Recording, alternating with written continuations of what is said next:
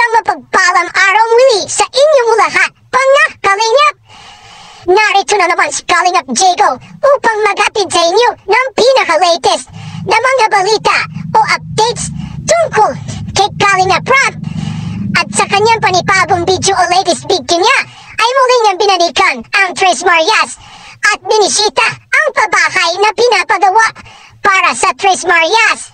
Sigurado matutuwa ang pamilya nila kapag nalaman nilang malapit na pala itong matapos.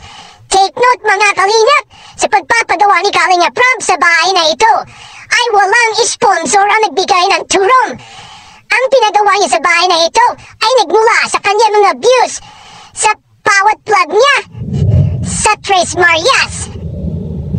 Kaya para sa akin ay napakaganda ng ganitong mga adhikain yung kahit wala man lang tulong na nagmumula sa ibang tao ay nagagawa natin o nagagawa pa rin ni Kalingap Rob na ipagpatuloy ang kanyang mga layunin na makatulong sa mga mahihirap nating kababayan. Sa pagbisita ni Kalingap Rob sa lugar na kung saan pinapagawa ang bahay para sa mga Tres Marias ay nagulat siya dahil halos malapit na itong matapos. May bubong na ang bahay at naka-color roof pa ito. Kaya hindi niya sukat akalain na napakabilis na mga karpinterong gumawa sa pabahay na ito. Saludo ako sa mga karpintero ng Kalingap. Pero masakit isipin na kahit ganito ang mga adhikain ni Kalingap Rob ay mayroon pa rin ibang tao na hindi maiwasan na ipas si Kalingap Rob. Kahit nakikita nila na pinapagawaan na ng bahay at mga beneficiaries. Kung ano kasi nakikita nila na mali sa social media ay kaagad na silang nagre-react o nag-judge. At tawawa naman si Kalingap Rob. Wala naman siyang layuning masama sa mga beneficiaries niya. Ang gusto niya lang ay matulungan ang bawat beneficiaries niya na makapag-aral at mapagawan ng tahanan. Ngayon ay na-realize ko na grabe talaga yung dedikasyon ni Kalingap Rob sa pagtulong. Nakakalungkot lang isipin mga kalingap na mayroon pa rin ibang tao na hindi na a-appreciate ang ginagawang pagtulong ni Kalingap Rob. Kung nakakatanggap pa rin siya ng mga pangit na reactions. Makikita naman natin sa mga beneficiaries ni Kalingap Rob na mga Kalingap Angels na halos silang lahat ay may mga bagong bahay na dahil sa Kalingap na pabahay. Kung makikita natin sa binisita ni Kalingap Rob sa pinapagawang bahay ng Tres Marias ay napakalawak nito at ang bubong ay halos kalahati na ang na-installer. Nagulat na si Kalingap Rob dahil nakita niya na bakit bakal ang ginamit na trusses sa bahay na pinapaluan niya sa mga Tres Marias. Dahil pala mas mahala ang presyo ng kahoy kaysa sa bakal. Pero ang kahoy talaga ay pangmatagalan. Pero ang bakal naman ay magiging pangmatagalan din kapag pininturahan ito. Siguro ay malapit na ito matapos. Mga 1 month pa lang siguro ay makakalipat na ang Tres Marias dito. At may bago na silang tahanan. Malayo-malayo sa kanilang dating tinitirhan na masikip, maliit. At kapag umuulan ay nababasa sila. Pero dito ay siguradong may seguridad sila. Maganda pa, maginhawa. Kaya hindi na sila mahihiya pa sa mga kapitbahay nila. At maaaring makapag-boost din ito ng kanilang confidence. Madami din sila mga kapitbahay sa lugar na ito. Malayo-malayo talaga doon sa kanilang kasalukuyang tinitirhan. May napansin na si Kalingap Rob sa mga Tres Marias mga kalingap dahil habang tumatagal ay lalo silang gumaganda. Nagmumukhang mas maaliwalas ang kanilang pagmumukha. Marunong na silang kumarap sa tao kapag may nagkahanap sa kanila o gustong kumausap sa kanila. Makikita mo na masayahin na kanila manahitsura at marunong na silang mag-smile kapag nakakaramdam sila na pinapasaya sila. Hindi talaga kagaya dati na laging nakasimangot at ang mga viewers natin ay hindi maiwasan na mainis dahil sa kanilang mga reaksyon. Pero ngayon ay napakaganda ng mga nangyayari sa kanila.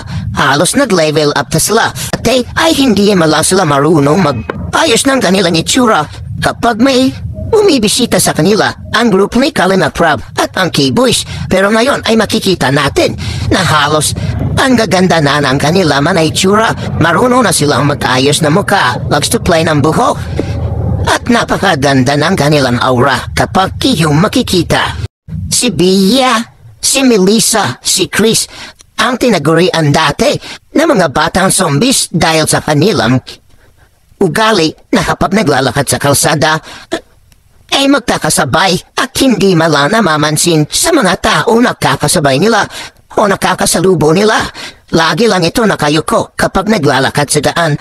Pero ngayon ay marunong na sila makipagkumustahan, nakasmile at matutuwa ka talaga sa kanilang pagbabago. Dati din ay nawalan din sila ng gana na mag-aral. Pero ngayon ay muling nanumbalik ang kanila mga pangarap na gusto na nila makapag-aral at makapagtapos para makamit ang kanila mga pangarap at matulungan ang kanila mga magulang. Sigurado matutuwa ang nanay ng Tres Marias kapag nakita niya na matapos na malapit na matapos ang bahay na pinapalawa ni Kalinga Prab para sa kanila dahil magiging kampante na siya para sa kanya mga anak. Ito pa ang nakakatuwa mga kalingap dahil sinubukan pala ng nanay ng Tres Marias na pumunta sa pinapagawang bahay sa kanila ni Kalinga Prab. Pero yung araw na yun ay wala doon ang mga trabahante. Tagdala pa naman sana ang nanay na Tres Marias ng pangmerienda para sa mga karpentero ng Kalingap. Subalit walang tao doon na nagtatrabaho dahil araw pala ito ng linggo. Nakakatuwang isipin dahil kung dati ay hindi sila nakakapag-isip ng ganito. Parang nakakainis pa pag ating iisipin na wala man lang silang appreciation sa ginagawa na pagtulong ng Kalingap. Pero ngayon ay makikita natin na mayroon na talaga silang pag-aalala o iniisip nila at pinapahalagahan na nila ang tulong na mula sa Kalingap. Masaya-masaya na talaga sila ngayon. Halatang halata naman sa kanila mga mukha at itsura. Malayo sa dati mga Kalingap na lagi na lang sila nakasimango. At kapag tinatanong mo ay halos hindi naman sumasagot. Kaya marami sa mga viewers ang naiinis sa kanilang pinapakita dati. Pero ngayon ay nakakatuwa dahil marunong na silang tumawa at nakakasabay na sila sa pakikipagsalamuha. Balak ni Kalinga Prab na patransferin ang mga Tres Marias upang malapit na lang ito sa paaralan na kanilang papasukan. Dahil kung dito pa sila titira sa kanilang kasalukuyang tinitirahan na bahay ay sobrang napakalayo na. At saka magiging useless din ang pinagawang bahay ni Kalinga Prab para sa kanila kung hindi sila ilipat doon. Pagpasensyahan na din natin mga Kalingap na kung makikita o mapapansin natin sa Tres Marias ay halos hindi pa rin ito nakakapagsalita ng dire-diretso o mahaba. Wala silang masyadong masabi pag kinatanong ni Kalinga Prab o gusto magpasalamat ay walang ibang sinasabi kundi thank you lang. Thank you po, Kuya Rab. Thank you po, ganun lang. Hindi kagaya ng iba mga beneficiaries o Kalingap Angel na kapag nagpapasalamat ay tuloy-tuloy. Ang sa Tres Marias ay short and simple lang. Pero ngayon, masaya na sila dahil may bagong pag-asa. Kaya maraming salamat po sa patuloy na sumusuporta. Sa Team Kalingap ay Kalinga Prab, ay Kuya Bal Santos Matubang at kay Edna at Jack. At sana po tuluyuan niyo pong suportahan ang aking munting channel. Maraming salamat po. Ingat po kayo palagi and to God be the glory.